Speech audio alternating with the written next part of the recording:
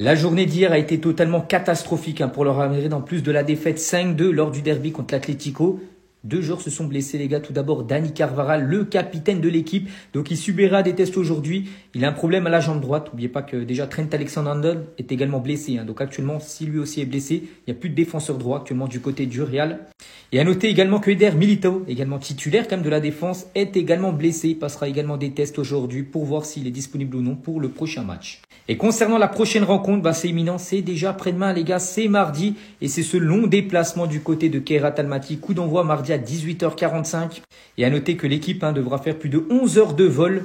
Voilà, 22 même les retours les gars, pour aller jusqu'à la frontière chinoise, bien sûr, pour aller jouer ce match de Champions League. Et pour revenir sur le match d'hier, les gars, donc Xabi Alonso était très déçu, très énervé à la fin du match. Nous avons fait trop de cadeaux à l'adversaire, nous leur avons tout donné et nous n'avons pas été à la hauteur, en gros, de ce rendez-vous. Nous méritions de perdre, c'est sûr. Et il a également dit, les gars, que cette défaite, les gars, servira énormément tout au long de la saison, bien sûr, et voilà, pour éviter, bien sûr, de faire toutes les erreurs qui ont amené quand même à prendre quand même 5 buts. C'est quand même beaucoup, les gars. C'est quand même une catastrophe défensivement hier. C'est clairement la meilleure chose qui pouvait lui arriver dans le système de Xabi Alonso. Au vu du niveau affiché depuis quelques matchs, Fede Valverde, on doit le replacer. Carvajal et Alexander-Arnold vont manquer un mois de compétition, des matchs de Ligue des Champions et même le Classico. Mais Valverde, au moment de la blessure de Trent, lui, il savait déjà qu'il allait finir latéral, parce que dans le nouveau système de Madrid, malheureusement, ce profil de joueur n'a pas sa place. Après la blessure de Trent, Carvajal qui s'est fait allumer, et cette photo me rappelle tellement sa blessure au ligament croisé, mais j'espère qu'il va vite revenir parce qu'à son poste à Madrid, je pense qu'il n'y a pas mieux. Le joueur de l'Atlético qui prend un carton jaune sur cette faute, le jaune il est très orangé pour pas dire que c'est en rouge. Et ce qui me fait plaisir dans cette histoire, c'est que vous allez voir que Valverde va retrouver sa passion. À l'ancienne, quand tu voyais Valverde sur le terrain, il jouait avec de la rage. Maintenant, c'est un fantôme, on le voit même plus sur le terrain. Et on est même arrivé à un point où un joueur qui ne faisait jamais d'erreur, et même qui parfois les comblait grâce à sa polyvalence, se retrouve à faire des cadeaux pour le but d'Antoine Griezmann, qui n'avait pas marqué depuis 22 matchs en Liga. Ça va nous permettre aussi d'avoir un milieu beaucoup plus créatif, parce que si Valverde passe en latéral droit, au milieu on aura Bellingham, Arda Güler et Tchouaméni selon moi. Dans tous les cas, j'attends vraiment de voir les choix de Xabi Alonso, parce que ça m'étonnerait qu'il le mette sur le banc et qu'il mette Raúl Asensio à droite. Arda Güler n'est pas respecté au Real Madrid. Regardez bien.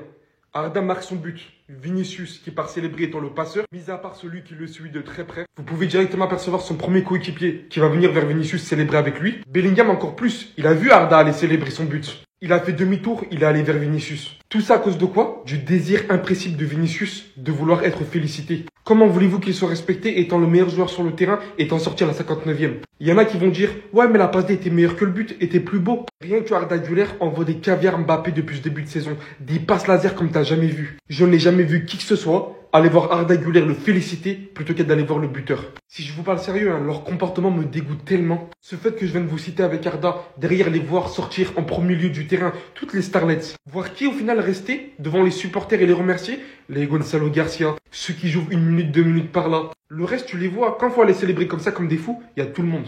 Pour assumer derrière, il n'y a absolument plus personne. Et ils ont encore plus la haine que ce petit-là fait partie des joueurs du Real Madrid qui brillent le plus depuis ce début de saison. Les gars, il y a les votes des différents journalistes de tous les pays qui sont sortis, en détail.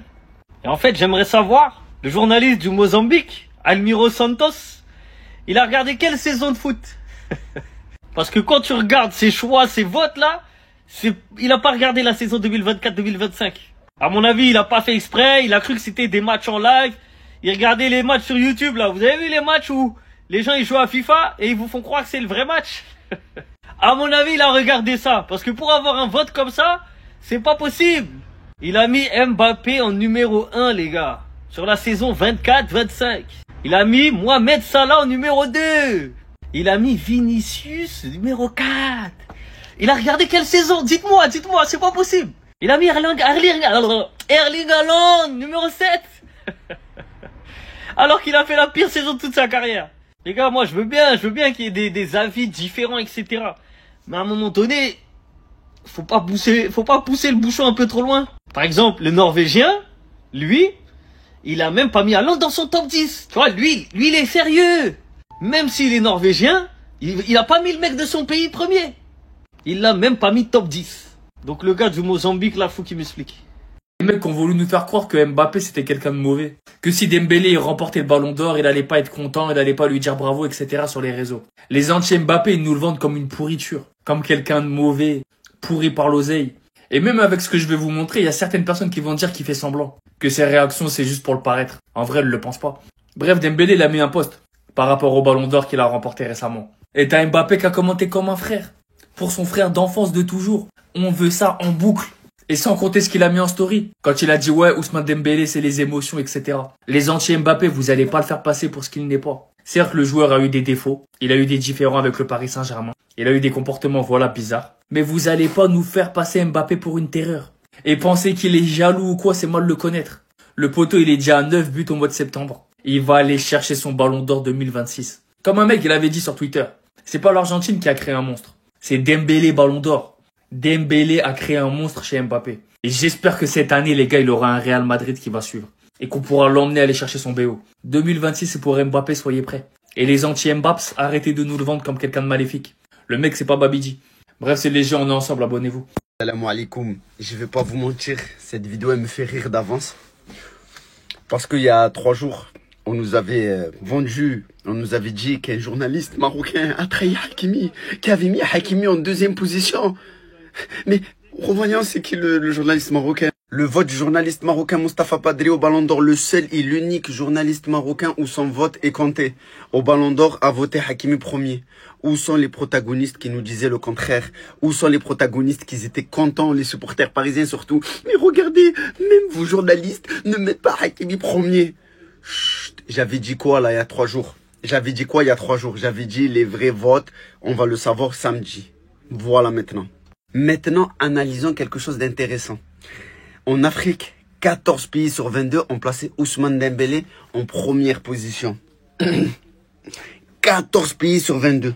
L'Angola, le Bénin, le Burkina Faso, le Cameroun, le Cap-Vert, la Côte d'Ivoire. Les Ivoiriens. Les Ivoiriens. Vous nous avez trahis là. Le Ghana, la Guinée, le Mali, le Nigeria, l'Ouganda, la RDC, le Sénégal et la Zambie. Je vous mets en détail les votes. Je vais pas regarder les autres votes. Je regarde que les votes des Africains. Des Africains. Les mêmes Africains qui sont venus assassiner Sofiane Bouffal quand il n'avait pas fait de dédicace pour l'Afrique. Quand on avait gagné l'Espagne. Quand il était dans l'euphorie, tu sais, tu oublies plein de choses et tout. Ils nous ont assassinés. Oui, ils ne se sentent pas africains. Ils ne représentent pas l'Afrique. Qu'est-ce qui se passe? Le journaliste mozambicain, je sais pas comment ça se dit, il a même pas mis Hakimi top 10. Et après, vous serez les premiers à venir nous voir. Mais vous vous sentez pas africain. Si on se soutient pas dans ces moments-là, c'est quand qu'on va se soutenir? Après, bien évidemment, chacun est libre de penser ce qu'il veut. Mais quand c'est nous, quand c'est, par exemple, Bouffal qui a oublié de citer l'Afrique dans ses dédicaces, ça l'a assassiné sur la place publique. Parce que nous, personnellement, moi, j'en ai rien à foutre que vous avez voté ou que vous avez pas voté Hakimi premier au Ballon d'Or. Ça, c'est chacun est libre. Mais c'est les réactions de certains. Comme Mané, par exemple. Il y a certaines personnes, ils n'avaient pas voté Mané. Ils nous ont descendus sur la place publique. En disant que vous n'êtes pas des vrais Africains. Vous n'êtes pas des vrais Africains. Arrêtez votre hypocrisie, s'il vous plaît. Arrêtez, s'il vous plaît. La preuve, elle est là. Si vous voulez, vous pouvez aller voir sur Twitter tous les votes en détail.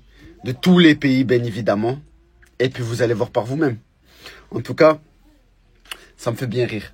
Les gars, il y a une dinguerie. Sur les 100 votants, un seul a placé Mbappé premier dans son classement du Ballon d'Or. Déjà, lui, il doit être éliminé, il a plus le droit de voter normalement. 6 ont mis Vitinha premier, pourquoi pas? Ça peut être un fan de milieu de terrain qui se dit il a gagné la LDC, joueur de l'ombre, etc.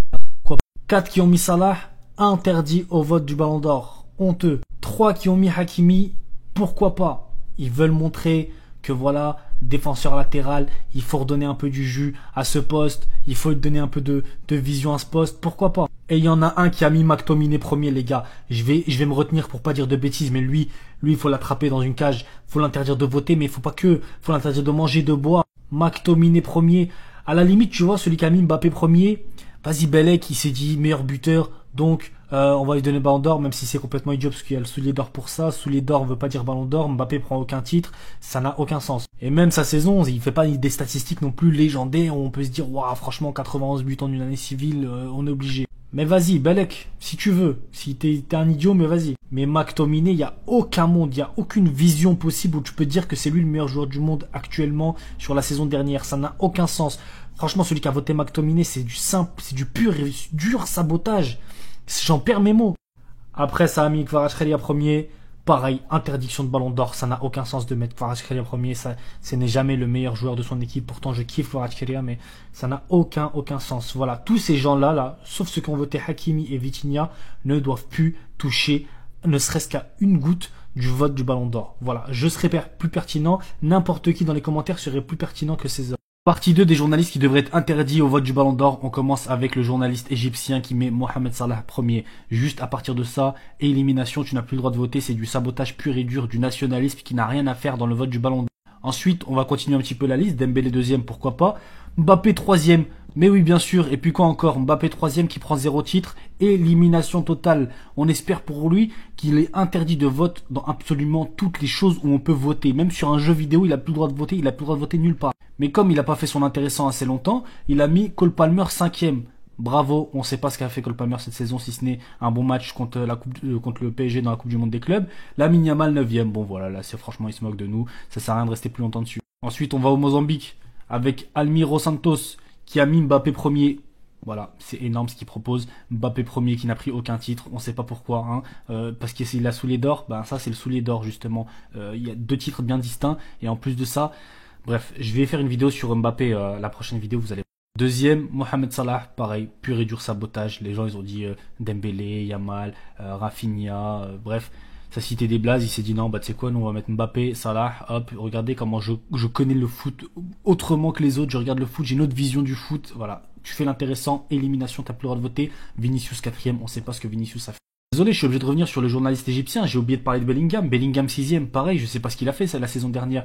Vas-y, bref, je me... Donc pour le Mozambique, pareil, interdit de voter dans n'importe quelle circonscription, dans n'importe quelle circonstance. Le terme vote doit être banni de sa bouche.